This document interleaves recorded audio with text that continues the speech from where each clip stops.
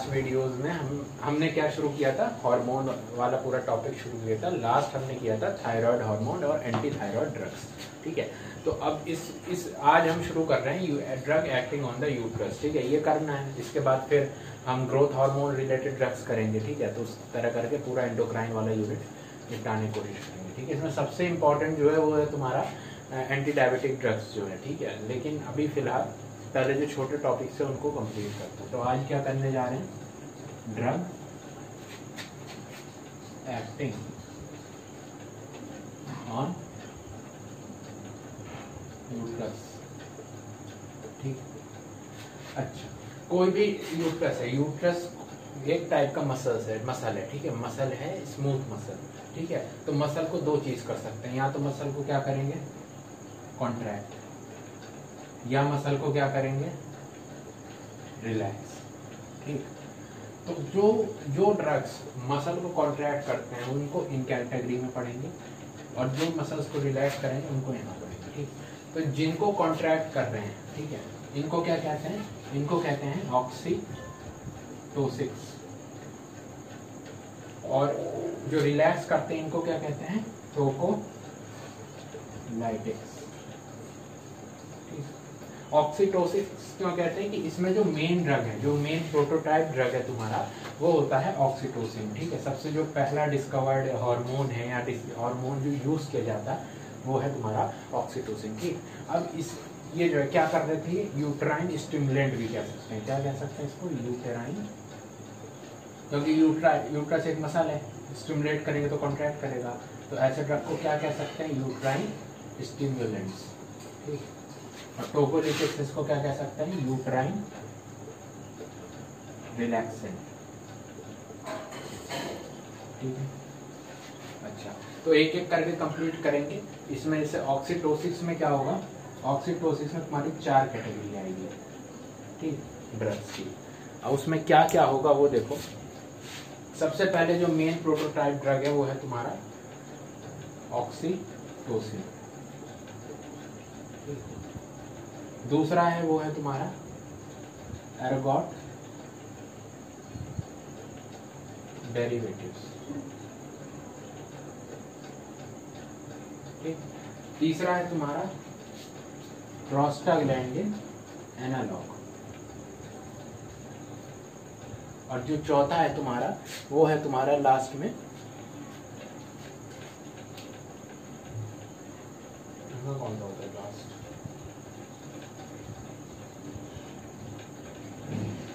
कौन सा होता है,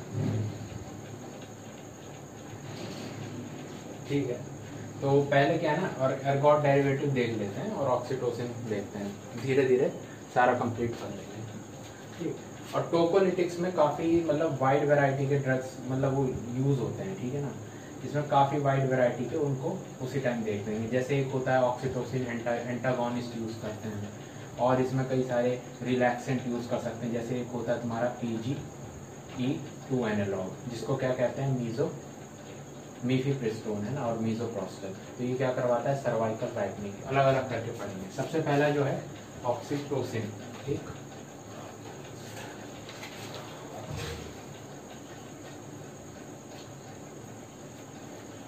तो पहले जो ऑक्सीटोसिन है, इस ऑक्सीटोसिन को पहले इसका पढ़ा जाता है कि इसका रिलीज कैसे होता है ना, और सिंथेसिस का होता है। तो ऑक्सीटोसिन का सिंथेसिस जो होता है वो इनिशियली कहाँ होता है, तुम्हारे हाइपोथैलेमस में, ठीक। हाइपोथैलेमस में क्या, 2 टाइप के न्यूक्लियाई होते हैं, एक होता है तुम्हारा सुप्रा ऑप्टिक और पैरावेंट्रिकुलर न्यूक्लियाई, पैरावेंट्रिकुलर न्यूक्लियाई, तो ये सिंथेसाइज करते हैं 2 हार्मोन, बताया था एंटी डायरेटिक्स में भी 2 टाइप के हार्मोन निकालते हैं, एक होता है ADH, एक होता है ऑक्सीटोसिन। फिर ये ऑक्सीटोसिन जो है एक्सॉन्स के थ्रू कहाँ पे आता है, न्यूरो एपोफाइसिस,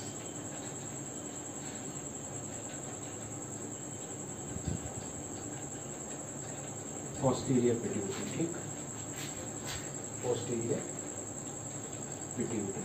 और यहाँ से क्या होगा, यहाँ से ऑक्सीटोसिन तुम्हारा रिलीज होगा, और ये जो रिलीज ऑक्सीटोसिन है ये क्या करेगा, कहाँ पे एक्ट करेगा, तुम्हारे यूट्रस पे।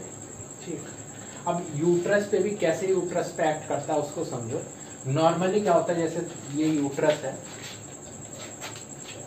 जैसे ये मान लो ये इस तरह यूट्रस है ये,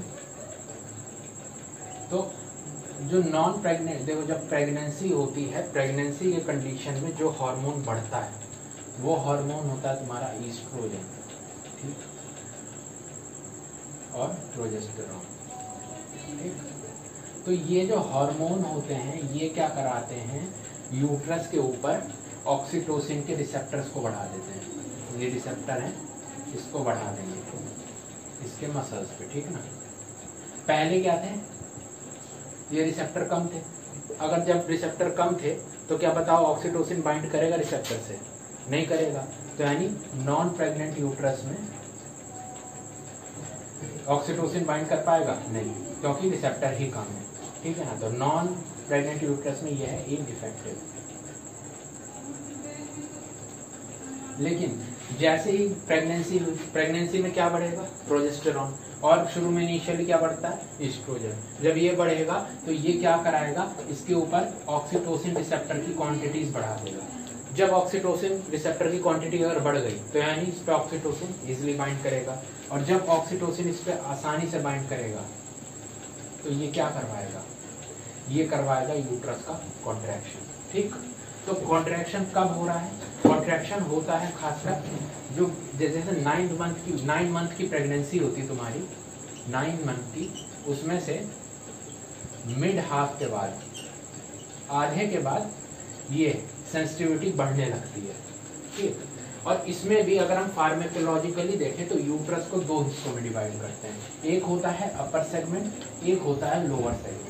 जो लोअर सेगमेंट है वो अगर तुम इसकी एनाटॉमी मालूम होगी तो सर्विक्स से लेके नीचे वेजाइनल कैनाल, ये वाला हिस्सा होता है तुम्हारा लोअर सेगमेंट, और इसके ऊपर बॉडी और फंडस वाला पार्ट है, इसको कहते हैं अपर सेगमेंट। ठीक, तो जो ऑक्सीटोसिन है, ऑक्सीटोसिन मैंने ये रिसेप्टर कहाँ पे बनाया है, अपर सेगमेंट पे, है ना। तो जितने रिसेप्टर बढ़ते हैं एस्ट्रोजन प्रोजेस्टेरॉन की वजह से, वो कहाँ पे बढ़ रहे हैं, अपर सेगमेंट पे, है ना। तो अपर सेगमेंट पे बढ़ रहे हैं। ठीक है, अब इमेजिन करो जैसे ही इस पे ऑक्सीटोसिन आके बाइंड करेगा तो ये क्या करेगा, अपर सेगमेंट को कॉन्ट्रैक्ट, और जब ये कॉन्ट्रैक्ट करेगा उसकी वजह से क्या होगा, जो भी अंदर फीटस होगा इजीली क्या होगा, इसको हम एक्सपेल करा सकते हैं। अगर इसको एक्सपेल करा सकते हैं तो इसको किस में यूज करेंगे, इन इसका यूज एक्सपेल आसानी से करा सकते हैं, किस में यूज करेंगे, लेबर में। तो ये क्या करवाएगा, इंडक्शन ऑफ लेबर। और क्या करवा सकता है, अब जैसे मान लो कि डिलीवरी हो गई, डिलीवरी की वजह से क्या हुआ, इसकी वेसल्स डैमेज होने लगी, है ना। जो यहाँ पे यूट्राइन वॉल थी इसकी वेसल्स डैमेज होने लगी, वेसल्स डैमेज होगी तो ब्लड लॉस होगा। अब हमें क्या करना है, इस ब्लड लॉस को बचाना है। तो अगर हमें इस ब्लड लॉस को बचाना है तो क्या करेंगे, हम ऑक्सीटोसिन देंगे। ऑक्सीटोसिन अगेन कहाँ बाइंड करेगा, रिसेप्टर पे, वेसल मसल्स को कर देगा कॉन्ट्रैक्ट, और जो मसल्स के बीच की वेसल हैं वो भी क्या हो जाएंगी, कॉन्ट्रैक्ट। एक बार वेसल्स कॉन्ट्रैक्ट हो गई मसल्स के बीच की तो उसकी वजह से क्या होगा, ब्लड लॉस कम हो जाएगा। तो इसे और कहाँ यूज कर सकते हैं, पोस्टपार्टम हीमरेज में। ठीक, और कहाँ यूज कर सकते हैं, और हम इसको यूज कर सकते हैं इन केस ऑफ एबॉर्शन। एबॉर्शन में कैसे, अगर खासकर कॉम्प्लिकेटेड एबॉर्शन, जो एबॉर्शन सेकंड ट्राइमेस्टर के बाद होते हैं, उसमें खासकर हम यूज कर सकते हैं इस ऑक्सीटोसिन का। तो किसमें यूज कर रहे हैं, एबॉर्शन। ठीक, तो ये यूज हो गया।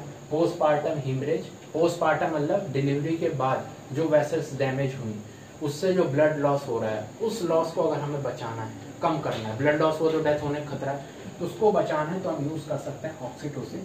और ऑक्सीटोसिन क्या करेगा, वही सिंपल बात, मसल्स को कॉन्ट्रैक्ट करेगा, तो मसल्स के बीच की जो भी वेसल्स हैं वो भी कॉन्ट्रैक्ट हो जाएंगी। जब वो कॉन्ट्रैक्ट हो जाएंगी तो उसकी वजह से ब्लड लॉस कम हो जाएगा। ठीक, तो एक तो ये चीज हो गई, ये हो गया। अच्छा, नॉर्मली क्या होता है कि अब देखो ये तो यूज हो गया, अब डोज की बात कर लेते हैं।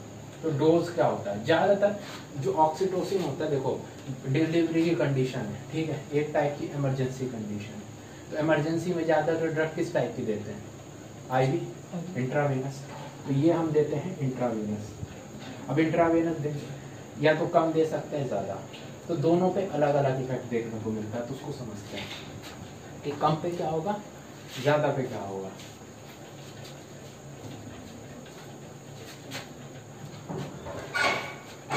आईवी पहले मान लेते हैं क्या दे रहे हैं, लो डोज। ठीक, लो डोज पे क्या होगा कि जैसे तुमने क्या किया खुद सोचो, लिमिटेड अमाउंट ऑफ, जैसे मान लो तुमने मान लो 5 मॉलिक्यूल गया ऑक्सीटोसिन के, ठीक है, एज्यूम करो। तो ये क्या करेंगे, इसको एक मॉलिक्यूल बाइंड करेगा, कॉन्ट्रैक्ट करेगा, फिर उसके बाद रिलैक्स होगा, ठीक है। तो अब सोचो क्या होगा, ठीक है, इसमें क्या होगा, बीच में रिलैक्सेशन फेज आ जाएगा। मतलब कि यहाँ पे इतने काफी कम ऑक्सीटोसिन है, तो सेलेक्टेड ऑक्सीटोसिन बाइंड करेंगे। तो जब सेलेक्टेड ऑक्सीटोसिन बाइंड करेंगे तो कॉन्ट्रैक्शन भी कम होगा, तो यानी रिलैक्सेशन फेज इसमें आ सकता है। और यही तरीका ज्यादातर यूज किया जाता है डिलीवरी के टाइम पे, लो डोज में IV infusion, slow IV infusion, ठीक है। अगर गलती से हाई डोज चला गया तो यानी ज्यादा ऑक्सीटोसिन बाइंड करेंगे, और जब ज्यादा ऑक्सीटोसिन बाइंड करेंगे तो उसकी वजह से क्या, कॉन्ट्रैक्शन ज्यादा होने लगेगा। अब सोचो, कॉन्ट्रैक्शन अगर ज्यादा होने लगे तो सारी वेसल्स कॉन्ट्रैक्ट कर जाएंगी, तो अंदर जो फीटस होगा उसको उस पर ब्लड सप्लाई पहुंचेगी क्या, नहीं पहुंचेगी। जब ब्लड सप्लाई नहीं पहुंचेगी तो उसकी वजह से क्या होगा, फीटस डेड, है ना। तो एक कंडीशन आ जाती है जब ऑक्सीजन सप्लाई नहीं पहुंच रही, इसकी वजह से क्या होगा, फीटल एफिक्सिया, यानी डेफिशिएंसी ऑफ ऑक्सीजन। इसकी वजह से क्या होगा, ऑक्सीजन ना पहुंचने की वजह से फीटस की डेथ। ठीक, तो हाई डोज पे ये होता है इसका साइड इफेक्ट, क्या है, फीटल एफिक्सिया। ठीक, अच्छा, ये चीज होगी। इसका मैकेनिज्म ऑफ एक्शन तुमको समझ आ गया, ठीक है। रिसेप्टर पे बाइंड करेगा, रिसेप्टर जो होता है बेसिकली कौन से टाइप का होता है, जीपीसीआर, ठीक है। और कौन सा जीपीसीआर होता है, GQ type GPCR. GQ type क्या कराता है, PIP2, DAG और IP3। IP3 क्या कराएगा, कैल्शियम को बढ़ाएगा, कैल्शियम बढ़ेगा मसल्स में तो मसल्स कॉन्ट्रैक्ट करती है। तो ये इसका मैकेनिज्म ऑफ एक्शन है, क्या है, GQ टाइप GPCR। ठीक, अच्छा, साइड इफेक्ट हो गया, ये यूज बता दिए थे, डोज बता दी, ठीक, अच्छा। और क्या है, और कहीं पे इसको यूज कर सकते हैं क्या, हाँ, एक और जगह यूज कर सकते हैं इसको, वो है ब्रेस्ट में। अब तुमने एक चीज पढ़ी होगी कि जो यहाँ से न्यूरो एपोफाइसिस से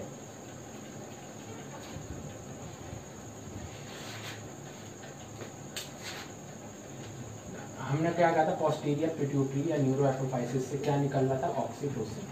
अभी हमने पूरा किस पे समझाया एक्शन, यूट्रस, लेकिन हमें पता है ये और कहाँ एक्ट करता है, ब्रेस्ट पे। ब्रेस्ट में भी कहाँ पे, मायो एपिथेलियल सेल, यानी ये एक टाइप की मस्कुलर और सिंपल स्क्वामस लेयर होती है। तो मस्कुलर लेयर है तो उसमें भी क्या कराएगा, कैल्शियम को अगर बढ़ाएगा तो इनका भी कॉन्ट्रैक्शन करवाएगा, और कॉन्ट्रैक्शन कराएगा तो किस काम आएगा, मिल्क के रिजेक्शन में, ठीक है। तो इन केस क्या हुआ कि कोई किसी टाइप का एनगॉर्जमेंट हो जाए, मतलब ब्रेस्ट के अंदर जो है जो मिल्क है वो वहीं के वहीं रुक जाए, बाहर ना निकल पाए, तो उस केस में हम क्या, ऑक्सीटोसिन की मदद से क्या करवा सकते हैं, मिल्क इंजेक्शन। ये किसके कंडीशन में होगा, जो मदर्स होती है, लैक्टेटिंग मदर, इनिशियली 6 महीने में, ठीक है। तो एक जगह कहाँ यूज कर रहे हैं इसे, ब्रेस्ट एनगॉर्जमेंट, ठीक है। अच्छा, तो ये कुछ जगह यूज हो गया, ठीक है। Induction of labour, drug of choice, PPH drug of choice, और ब्रेस्ट एनगॉर्जमेंट ड्रग ऑफ चॉइस, ठीक। तो ये हो गया तुम्हारा पूरा ऑक्सीटोसिन, ठीक। ऑक्सीटोसिन बड़ा था, इसके बाद जो है बाकी वो छोटे छोटे हैं, तो एक उसमें कर लेते हैं इसको, ठीक है। तो इसके बाद जो है तुम्हारा होता है एर्गोट डेरिवेटिव, ठीक। एर्गोट डेरिवेटिव देखेंगे, प्रोस्टाग्लैंडिन एंड लॉक्स, और एक आध ड्रग्स और हैं वो हम पढ़ेंगे, ठीक है। तो इसको जो हमें पढ़ना है तो एक एक करके शुरू करते हैं। सबसे पहले क्या चीज की बात की, ergot derivatives.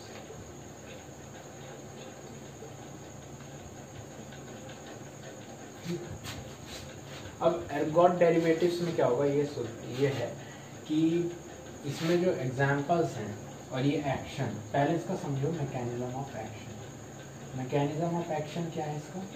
Mechanism of action है इसका बहुत वाइड है, मतलब अल्फा रिसेप्टर को भी स्टिमुलेट करेगा यूट्रस में, बीटा रिसेप्टर को भी करेगा, डोपामिन रिसेप्टर को भी करेगा, ठीक, सबको स्टिमुलेट करेगा। और ये रिसेप्टर कहाँ पे होता है? तो मान लो जैसे ये यूट्रस है, ठीक है। यूट्रस में मैंने बताया था लास्ट वीडियो में 2 सेगमेंट होते हैं, एक होता है अपर सेगमेंट, एक होता है फार्मेकोलॉजिकली, एनाटॉमिकली नहीं, फार्मेकोलॉजी के हिसाब से लोअर सेगमेंट। ठीक है, लोअर सेगमेंट कहाँ होता है? सर्विक्स से लेके नीचे वेजाइना तक, वेजाइनल कैनाल। और अपर सेगमेंट में क्या आएगा? बॉडी और फंडस, ठीक। तो जो ये सारे रिसेप्टर हैं ये तो आपके हर उस पे होते हैं, पूरे यूट्रस पे हर जगह पाए जाएंगे, ठीक है, हर जगह पे रिसेप्टर पाए जाते हैं। तो अगर ये हर जगह पे रिसेप्टर पाए जाएंगे तो और जैसे ही इन पे एर्गोट डेरिवेटिव आके बाइंड करेगा तो उससे क्या होगा? पूरे के पूरे यूट्रस, अपर सेगमेंट भी और लोअर सेगमेंट दोनों का कॉन्ट्रैक्शन होगा। तो क्या हुआ इसकी वजह से? इनके स्टिमुलेशन की वजह से both upper and lower segment get contracted, ठीक। ये बात समझ में? वहीं पे हमने लास्ट टाइम ऑक्सीटोसिन में क्या बताया था कि ऑक्सीटोसिन के रिसेप्टर कहाँ होते हैं? सिर्फ अपर सेगमेंट पे। तो उसकी वजह से वो अगर उस ऑक्सीटोसिन बाइंड करेगा तो कौन सा सेगमेंट से कॉन्ट्रैक्ट करता है? अपर वाला, नीचे वाला नॉर्मल रहता है, ठीक। तो उसकी वजह से क्या होता था ऑक्सीटोसिन में? तो जो यहाँ फीटस है वो आसानी से डिलीवर हो जाता था, क्योंकि ये चीज़ कॉन्ट्रैक्ट होगी तो फीटस आसानी से नहीं जा पाएगा नीचे, है ना। तो ये नॉर्मल रहता था सर्विक्स वेजाइना वाला पार्ट, और ये कॉन्ट्रैक्ट करता था। यहाँ पे पूरा का पूरा कॉन्ट्रैक्ट कर रहा है, तो बताओ इसको इसमें तो दे नहीं सकते, है ना। मान लो पूरा का पूरा यूट्रस कॉन्ट्रैक्ट कर रहा है, इसे कॉन्ट्रैक्ट किया तो ये नीचे आने की कोशिश करेगा, लेकिन फिर ये भी कॉन्ट्रैक्ट करेगा तो ये पास नहीं हो पाएगा बेबी, ठीक। फीटस कहीं स्टक हो जाएगा। तो इसको यहाँ तो यूज नहीं करेंगे, तो इसको यूज कहाँ करते हैं? इसका आप क्या पढ़ रहे हैं? यूज।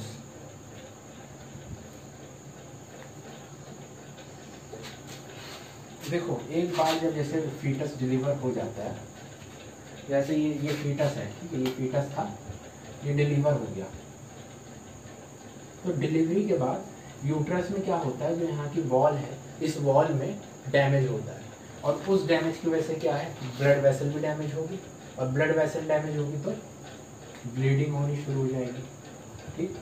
और अगर ब्लीडिंग ज़्यादा हो गई तो मदर की लाइफ को रिस्क हो सकता है। तो अगर इससे हमें बचना है तो हम क्या करते हैं? एर्गोट डेरिवेटिव देते हैं। एर्गोट डेरिवेटिव क्या करेगा? पूरे के पूरे यूट्रस को एक साथ कॉन्ट्रैक्ट कर देगा।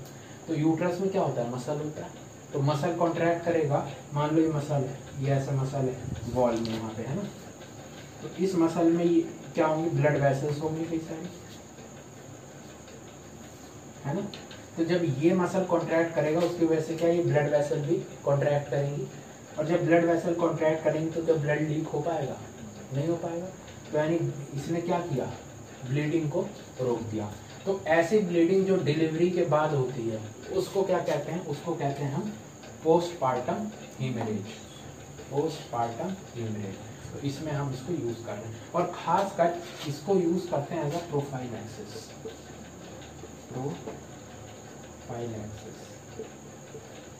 मतलब कि जैसे डिलीवरी हुई इन एडवांस लगा दिया कि आगे चल के ये हीमरेज ना हो जाए, ठीक।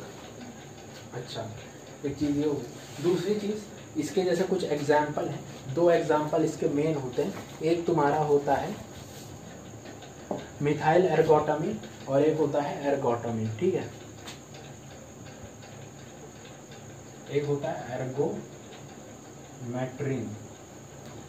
और एक होता है मिथाइल एर्गोमेट्रिन, ठीक है। एर्गोमेट्रिन से बना है मिथाइल एर्गोमेट्रिन, ठीक। तो पोटेंट कौन सा होगा? जो बाद में बना है ना, बाद में कौन सा बना है? थायराइड। तो ये होता है तुम्हारा पोटेंट।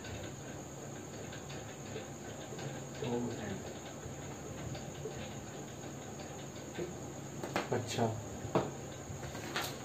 अब इसके बाद एक यूज हो गया। अच्छा, अब ये सोचो कि ये क्या कर रहा था, ये कर रहा था सबको कॉन्ट्रैक्ट, है ना, पूरे यूजर्स, ठीक। तो अब इन केस डिलीवरी नहीं हुई, उससे पहले अगर तुमने दे दिया तो क्या करेगा? पूरे के पूरे यूट्रस को कॉन्ट्रैक्ट करेगा, ब्लड वेसल भी कॉन्ट्रैक्ट हो जाएंगे, तो इसको सप्लाई पहुंचेगी? नहीं पहुंचेगी। तो फीटस में क्या हो जाएगा? ऑक्सीजन की कमी, हाइपोक्सिया, उसकी वजह से क्या हो जाएगी? फीटस की डेथ। और डेथ हो गई तो क्या होगा? स्टिल बर्थ होगा। स्टिल बर्थ कहते हैं ना जब मरा हुआ बच्चा पैदा होता है, ठीक। तो एक ये चीज़ हो गई। दूसरा, इसमें एडवर्स इफेक्ट, इसके साइड इफेक्ट क्या होंगे? साइड इफेक्ट में मैंने क्या बताया, किसको किसको स्टिमुलेट कर रहा है? अल्फा को कर रहा है, बीटा को कर रहा है, डोपामिन को कर रहा है। तो अल्फा बीटा सिर्फ यूट्रस पे तो है नहीं, वेसल्स पे, यहाँ है हर जगह। अगर अल्फा रिसेप्टर वेसल्स पे स्टिमुलेट हो, उसकी वजह से क्या होगा? बीपी बढ़ जाएगा। तो क्या होगा? हाइपर टेंशन, हार्ट रेट बढ़ जाएगी। साइड इफेक्ट क्या होगा? Tachycardia. और क्या हो सकता है? और अगर ओवर देंगे तो कभी कभी करा सकता है नौसिया एंड वॉमिटिंग, ठीक। अच्छा, ये साइड इफेक्ट हो गया। साइड इफेक्ट के बाद इसका कुछ कॉन्ट्राइंडिकेशन। तो कॉन्ट्राइंडिकेशन क्या क्या हो सकता है इसका? जो इसका ये कहाँ दे रहे हैं, क्या करा रहा है साइड इफेक्ट? हाइपरटेंशन। तो किस में नहीं देंगे? हाइपरटेंशन के पेशेंट में, बीपी के पेशेंट। कहाँ नहीं देंगे? इन बीपी पेशेंट, ठीक है। और कहाँ नहीं दे सकते? In case of pre eclampsia and eclampsia. क्या होता है? बता रहा हूँ। तो देखो क्या होता है प्री एक्लैम्शिया, एक्लैम्शिया उसको समझो।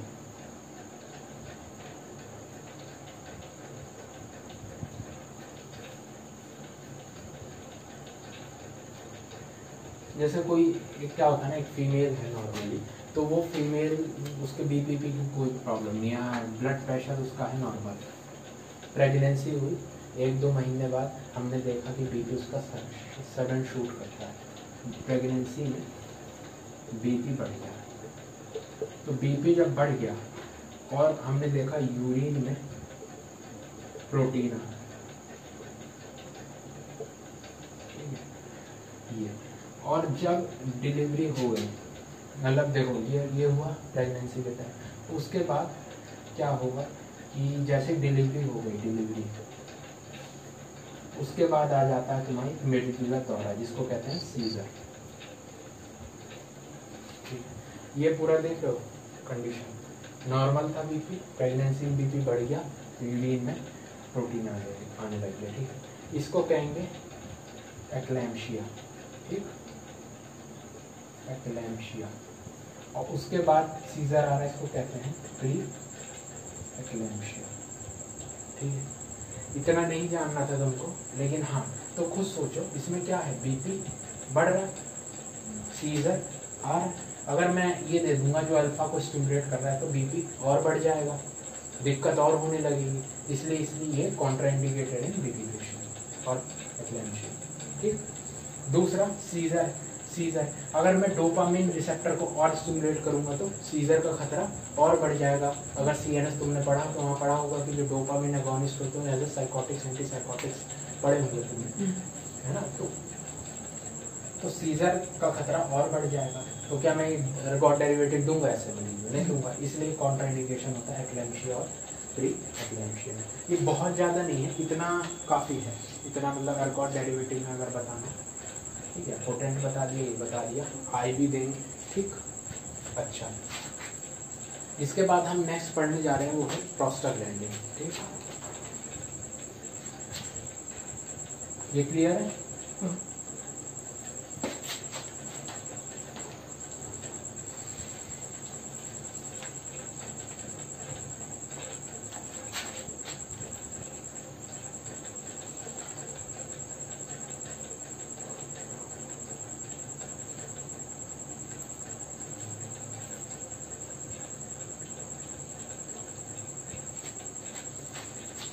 उसके बाद तुम्हारा थर्ड है वो है प्रोस्टाग्लैंडिन एनालॉग।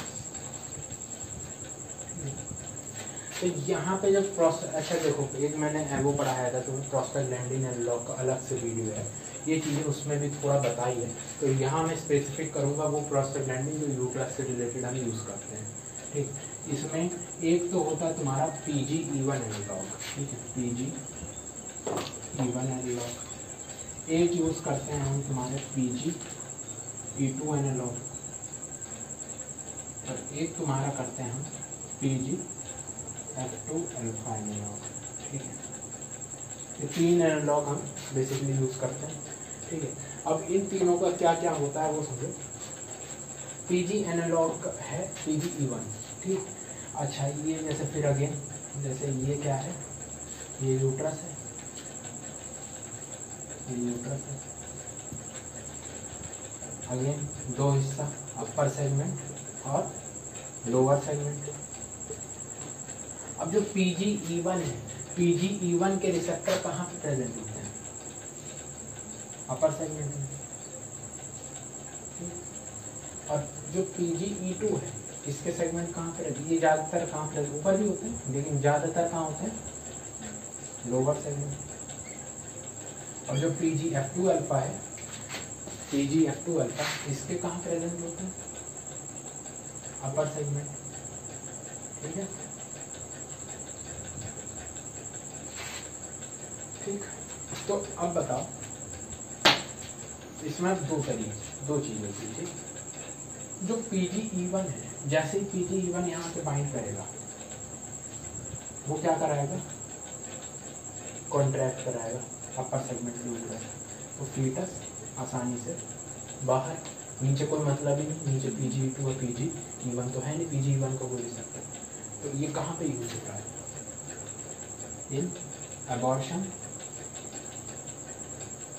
इन डिलीवरी या फिर चाइल्ड बर्थ कहते हैं। ओके, अच्छा अब इसमें जो है जो PGE1 का एग्जाम्पल है उसका नाम होता है मीजो प्रोस्टर। ठीक, क्या नाम है? मीजो प्रोस्टर। फिर PGE2 एनालॉग। ठीक, अब बताओ PGE2 एनालॉग कहाँ पे है? Lower segment. ठीक है, जैसे इस पे PGE2 बाइंड करता है तो PGE2 क्या कराता है? देखो यहाँ पे, देखो ये मसल है, यूट्रस मसल है, तो मसल के अंदर क्या प्रेजेंट होता है? मस्कुलर टिश्यू और कोलाजन। तो ये क्या करता है? एक एंजाइम को एक्टिवेट करता है जिसको कहते हैं हम कोलेजिनेस। तो कोलेजिनेस क्या करेगा? कोलेजन का ब्रेक डाउन कर देगा। अब इमेजिन करो अगर इस मसल में कोलेजन ब्रेक डाउन हो जाए तो मसल लूज हो जाएगी, और मान लो अगर ये हिस्सा आसान लूज हो गया तो फीटस यहाँ पे अटक पाएगा नहीं, आसानी से पास आउट हो जाएगा। तो इसको जो ये यहाँ देख रहे हो, इसको लूजनिंग, जो इसको डायलेशन कर रहे हैं, इसको कहते हैं, इस प्रोसेस को हम कहते हैं सर्वाइकल राइपनिंग। तो PGE2 क्या करवा रहा है? सर्वाइकल राइपनिंग, या एक और कहते हैं सर्वाइकल प्राइमिंग। ठीक, समझ में आया ना? सर्वाइकल राइपनिंग क्या होती है? डायलिटेशन और लूजिंग। इसके लिए PGE2 analogue drug of choice है। ठीक है, ड्रग ऑफ चॉइस। और कौन सा ड्रग है? नाम क्या उसका? उसका नाम है मीफिप्रिस्टोन। मीफिप्रिस्टोन। ठीक, ड्रग ऑफ चॉइस है, PGE1 है। ठीक है, PGF2 अल्फा। ठीक, PGF2 अल्फा का जो एनालॉग है इसका नाम होता है तुम्हारा कार्बाप्रोस्ट। एक और होता है लेटानोफ्रॉस्ट, कार्बाप्रोस्ट काफी यूज होता है। ये क्या कराएंगे? PGF2 अल्फा है, ये यहाँ पे प्रेजेंट है अपर सेगमेंट पे। जैसे इस पे ये बाइंड करेगा तो क्या कराएगा? अपर सेगमेंट पर कॉन्ट्रैक्शन। तो अगर कॉन्ट्रैक्शन कराएगा तो किस में यूज करेंगे? एबॉर्शन और डिलीवरी, और कभी कभी यूज कर सकते हैं PPH, पोस्टपार्टम हीमोरेज। लेकिन इसकी ड्रग ऑफ चॉइस क्या होती है? ड्रग ऑफ चॉइस होती है तुम्हारी ऑक्सीटोसिन। ये हो गए पीजी एनालॉग्स। अभी इससे पहले क्या पढ़ा था? इससे पहले पढ़ा था हमने एर्गोट डेरिवेटिव्स, ठीक ना। इसके बाद एक दो चीज और तुम्हारी बचती है। एक बचता है तुम्हारा टोकोलिटिक और मेजर वही बचता है, ठीक है ना। तो इसके पीजी एनालॉग्स हो गए, वो हो गया। अब इसके बाद ना देखो, ये सारे जितने थे वो थे तुम्हारे यूट्राइन कॉन्ट्रैक्ट, जो यूट्राइन स्टिमुलेंट्स। अब तक यूट्राइन स्टिमुलेंट में 3 कैटेगरी मैंने बताई, ठीक है। क्या क्या थी 3 कैटेगरी तुम्हारी? एक तो था तुम्हारा ऑक्सीटोसिन, एक था तुम्हारा एर्गोट डेरिवेटिव और तीसरा था तुम्हारा एनालॉग। अब हम पढ़ने जा रहे हैं यूट्राइन रिलैक्सेंट, ठीक। तो यूट्राइन रिलैक्सेंट जो है, इनका दूसरा नाम क्या बताया था फर्स्ट वीडियो में? टोकोलिटिक्स, ठीक है। और उसमें गलती कर दी थी मैंने, उसमें एक्चुअली 3 ही कैटेगरी होती है, चौथा में कुछ और मिसअंडरस्टूड कर गया था। ओके, सो अभी टोकोलिटिक्स वैसे पढ़ते हैं।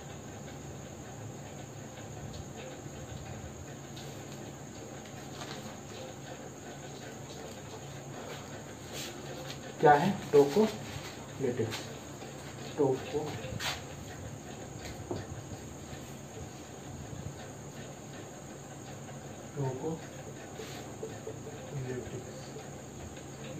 टोकोलिटिक्स में बहुत ज़्यादा नहीं पढ़ना है, बेसिक सबके बारे में जानना है क्या क्या हो सकता है। टोकोलिटिक्स मतलब यूट्राइन रिलैक्सेंट, मतलब उधर हमें ये तो समझ में आ गया यूट्राइन को स्टिमुलेशन किस लिए कर रहे थे? डिलीवरी कराने के लिए या अबॉर्शन करवाने के लिए।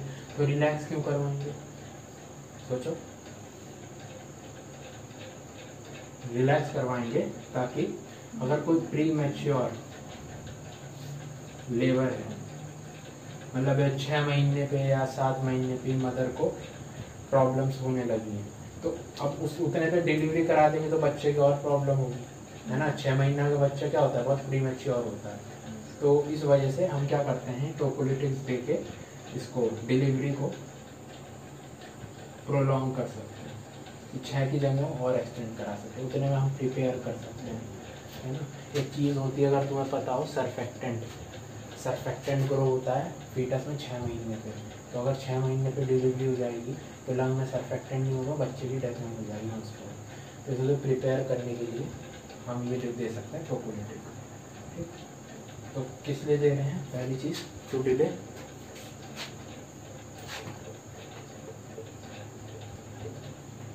प्री मैच्योर लेबर, ठीक है। लेबर पेन पता होगा, लेबर पेन, तो प्री मैच्योर लेबर पेन को डिले कर रहे हैं। अब इसमें क्या क्या ड्रग्स आते हैं उसको समझो। पहले होता है तुम्हारे बीटा-2 एगोनिस्ट। बीटा-2 एगोनिस्ट जो होते हैं, ये अगर तुमने पढ़ा हो, बीटा-2 एगोनिस्ट क्या होता है? अगर बीटा-2 को मैं स्टिमुलेट कर दूँ, कोई भी स्मूथ मसल, मान लो एक स्मूथ मसल है, स्मूथ मसल, इस पर अगर बीटा-2 रिसेप्टर है, ठीक है, बीटा-2 रिसेप्टर को अगर मैं स्टिमुलेट करा दूँ, ठीक, तो इसकी वजह से क्या होता है? स्मूथ मसल क्या होता है? हाँ, रिलैक्सेशन करती। क्यों करता है? नहीं पढ़ना, तो रिलैक्स, ठीक है, तो रिलैक्स हो गया, ठीक है ना। तो यूट्रस की क्या टाइप का स्मूथ मसल है उसमें, तो जैसे ही हम बीटा-2 एगोनिस्ट देंगे तो यूट्रस क्या हो जाएगी? रिलैक्स। तो कौन कौन सा एग्जाम्पल है जिससे हम एज अ बीटा-2 एगोनिस्ट यूज करते हैं? तो उनका एग्जाम्पल है, जैसे एक है सैल्ब्यूटामॉल। और कहाँ यूज करते हैं सैल्ब्यूटामॉल को? हाँ, स्तन। क्या होता है ये? शॉर्ट एक्टिंग होता है कि लॉन्ग एक्टिंग? और क्या यूज करते हैं? आइसॉक्स सुप्रीम, आइसॉक्स सुप्रीम। और क्या यूज कर सकते हैं? इसी का भाई सैल्ब्यूटामॉल,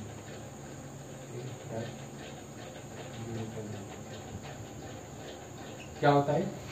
यार ये शॉर्ट एक्टिंग हो गया, सावा कहते हैं शॉर्ट एक्टिंग बीटा एगोनिस्ट, ठीक है। अच्छा, बीटा 2 एगोनिस्ट हो गए, कंसेप्ट समझ में है। अच्छा एक बात बताओ, बीटा ऐसा तो है नहीं बीटा 2 सिर्फ मसल्स में होंगे, थोड़े बहुत हार्ट में भी होंगे, तो अगर हार्ट में स्टिमुलेशन हो जाएगा तो उसकी वजह से साइड इफेक्ट क्या आएगा? Tacky cardia. बीटा 1 क्या कराता है? हार्ट रेट इंक्रीज करवाता है ना। तो अगर थोड़ा बहुत बीटा 2 भी होगा और या फिर यही ड्रग है ज़्यादा अमाउंट में दे देंगे तो ऐसा थोड़े कि सिर्फ बीटा 2 पे बाइंड करेगी, बीटा 1 पे भी कर सकती बाइंड, ऐसा कहीं रूल थोड़ा है कि सिर्फ बीटा 2 पे करेगी। तो बीटा 1 पे अगर हार्ट में कर देगी तो क्या कराएगी? Tachycardia. और थोड़े बहुत हम बीटा 2 उस पर भी कर सकती है, ठीक है। तो बीटा 1 क्या कराया इसने? Tachycardia. और क्या करा सकते हैं? अगर टैकी कार्डिया ज़्यादा हो तो क्या फीलिंग आती है? पाल्पिटेशंस। और टैकीकार्डिया बहुत ज़्यादा होने लगे तो इरेगुलरिटी का खतरा बढ़ जाता है, जिसकी वजह से क्या होगा? अरिथमिया, ठीक है। तो लॉजिक से एकदम पढ़ना है, जितना हो सके लॉजिक से कोशिश करेंगे समझने की, ठीक है। ठीक, ये चीज़ समझ में आए साइड इफेक्ट के कारण। अच्छा, अगर तुमने पढ़ा हो बीटा रिसेप्टर को अच्छे से, तो मुझे बताओ अगर बीटा रिसेप्टर लीवर में स्टिमुलेट कर देंगे तो उसकी वजह से ग्लूकोज लेवल ब्लड में बढ़ता है कि घटता है? हाँ, बढ़ता है, ठीक है। तो यहाँ पे भी क्या होगा?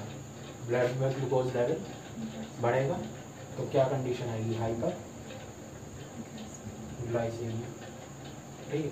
तो ये कुछ साइड इफेक्ट होगा किसके? बीटा 2 एगोनिस्ट के।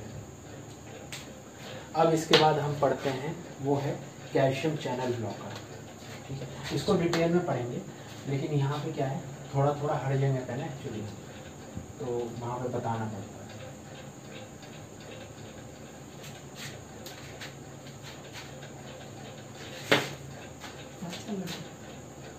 ठीक है, दूसरा क्या है? Calcium channel blocker. और यहाँ पे जो कैल्शियम चैनल ब्लॉकर क्या कर रहा है? कैल्शियम चैनल को ब्लॉक कर रहा है। मान लो ये यूट्रस का मसल है, इस पे कैल्शियम चैनल है। कौन सा कैल्शियम चैनल कॉमनली पाया जाता है? L type voltage gated calcium channel. तो ये अगर ये क्या करता है? कैल्शियम को क्या करेगा? अंदर लाएगा, और वो क्या स्टिमुलेट कराएगा? स्मूथ मसल का कॉन्ट्रैक्शन। तो अगर मैं इसको ब्लॉक कर दूं तो कैल्शियम जाएगा नहीं, स्मूथ मसल रिलैक्स हो जाएगा। तो इसका मैकेनिज्म तो यही है, ठीक है ना, मैकेनिज्म। और इसमें ड्रग होती है, वो होती है निफेडिपिन। कैसे देते हैं? आईवी निफेडिपिन देंगी, ये क्या करेगी? ब्लॉक कर देगी क्या? कैल्शियम चैनल्स को। उसकी वजह से स्मूथ मसल क्या हो जाएगा? यूट्रस का रिलैक्स हो जाएगा, टोकोलिटिक काम हो गया। अच्छा, और क्या कर सकते हैं? और दे सकते हैं एक, वैसे ये कभी यूज नहीं होता लेकिन थ्योरेटिकली दे सकते हैं ना। क्या होता है? Prostaglandin inhibitors. प्रोस्टाग्लैंडिन इनहिबिटर क्या होते हैं? एग्जाम्पल बता, पढ़ाया मैंने। एनसेड सुना? वही होते हैं प्रोस्टाग्लैंडिन इनहिबिटर। एनसेड का कोई एग्जाम्पल बताओ, एक आधा दो। और हाँ, आइबुप्रोफेन और पैरासीटामोल, डाइक्लोफेनेक और इंडोमेथासिन। तो यहाँ पे ये सिलेक्टिव कॉक्स नहीं, एनसेड में नहीं। एनसेड जो होता है ज़्यादातर नॉन सेलेक्टिव होता है, इंडोमेथासिन, ठीक। यहाँ पे इंडोमेथासिन दे सकते हैं। और प्रोस्टाग्लैंडिन हमने पढ़ा था एनालॉग्स क्या कराते सारे? कॉन्ट्रैक्शन, हर जगह कॉन्ट्रैक्शन। तो इंडोमेथासिन देंगे क्या करेंगे? प्रोस्टाग्लैंडिन का सिक्रीशन कम कर देंगे। ये क्या करता है? किसी एंजाइम को इनहिबिट करता है। किस एंजाइम को?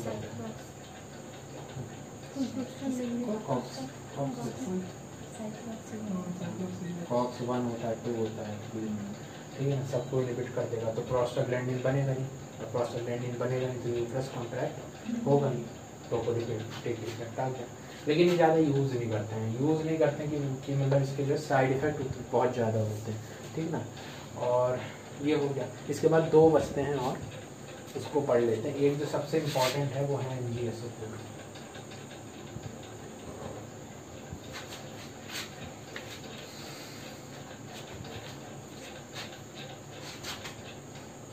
Magnesium sulphate. मैग्नीशियम सल्फेट काफ़ी वाइडली यूज कर गया, अलग अलग फील्ड में अलग अलग तरीके से यूज़ करते हैं।